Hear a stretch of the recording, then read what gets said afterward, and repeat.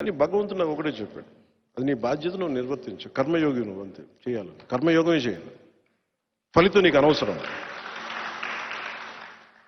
పార్టీని ఎలా నడపాలో నాకు తెలియలేదు, డబ్బులు ఎక్కడి నుంచి వస్తాయి. అలాంటి సమయంలో నాకు వెన్నంటి ఉన్న నా స్నేహితుడు, నా సన్నిహితుడు త్రివిక్రమ్ శ్రీనివాస్ గారికి మనస్ఫూర్తిగా ధన్యవాదాలు తెలుపుతున్నాను. అంటే నేను సమాజం కోసం ఆలోచిస్తే నా కోసం ఆలోచించేవాడు ఒక ఉండాలి కదా.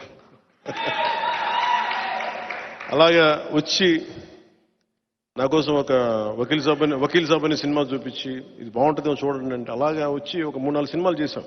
నా కోసం ఆయన స్క్రిప్ట్ రాసి, ఆయనకి ఏమాత్రం నేను పాలిటిక్స్కి వెళ్ళడం ఇష్టం లేదు ఆయనకి.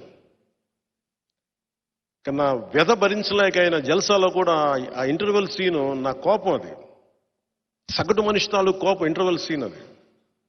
నేను చిన్నప్పుడు ఒక టీన్స్లో ఈ ఉద్యమాల వైపు వెళ్ళిపోదాం అనుకునేవాడిని.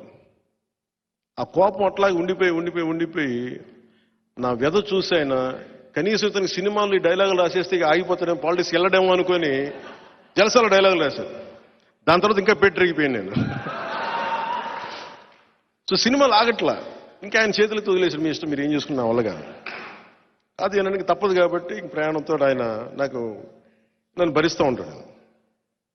అలాగే నన్ను అండగా ఉన్న చాలాసార్లు అనిపిస్తుంది, నా కుటుంబం నన్ను ఎంత అర్థం చేసుకున్నారో నాకు తెలియదు, నా రక్తం ఎంత అర్థం చేసుకున్నారో తెలియదు.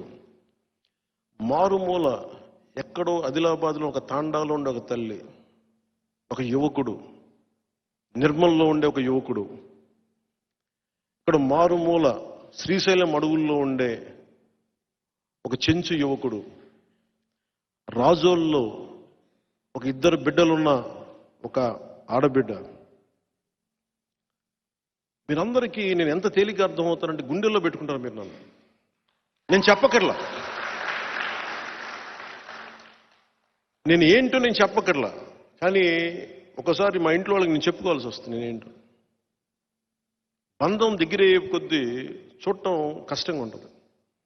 మీరు దూరం నుంచి చాలా ట్రాన్స్పరెంట్గా, చాలా పారదర్శకతతో చూస్తారు మీరు. నన్ను మోడీ గారికి అర్థమవుతాను, మీకు అర్థమవుతాను, నాతో పాటు పనిచేసే కొద్ది మందికి నేను అర్థం కాను. ఎందుకు అర్థం కానంటే నా మీద ఆశ ఉంది. ఒక కప్పు కాఫీ ఇచ్చి కూడా ఎమ్మెల్యేలు ఆశిస్తారు నా దగ్గర. ఒక ఆరెంజ్ జ్యూస్ ఇచ్చి కూడా నా మీద నువ్వు ఎమ్మెల్యే అయిపోవాలని ఆశిస్తారు నా మీద.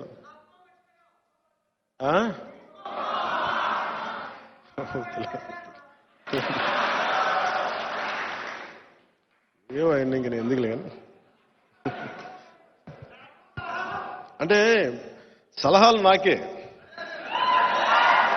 పవన్ కళ్యాణ్ అనేవాడు సలహాలు చాలా తేలిగ్గా ఉంటాయి. ఏదో తెల్లబట్టలేసుకుని ఊగుతూ నడుస్తూ ఉంటాడు అటు ఇటు. ఇట్లా నీకు సలహా ఇస్తాను సార్, చెప్పండి సార్. చాలా చాలా పద్ధతి కూర్చొస్తా, చెప్పండి సార్, ఇలా కూర్చుంటే. నువ్వేం చేయాలంటే ఏ నియోజకవర్గంలో ఎవరిని పెట్టాలో నాకు చెప్తారు. నేను గౌరవిస్తాను, కరెక్ట్, గుర్తిస్తా, మరీ నన్ను అంత చావు కొట్టకూడదు కదా. అంటే వైసీపీని తిట్టాల్సిన పరిస్థితుల్లో కూడా నన్ను తిడతానంటే ఎట్లా? నేను నిజంగా మధ్యతరగతి మనిషికి కులం, మతం, ప్రాంతాలు ఏముండవు. వాడి కష్టాలు, వాడి బాధలే ఉంటాయి. ఆడి చాలా ప్లెయిన్గా ఉంటారు మధ్యతరగతి మనుషులు. ఈ పాలిటిక్స్లో అందరి గురించి ఆలోచిస్తున్నాం, కానీ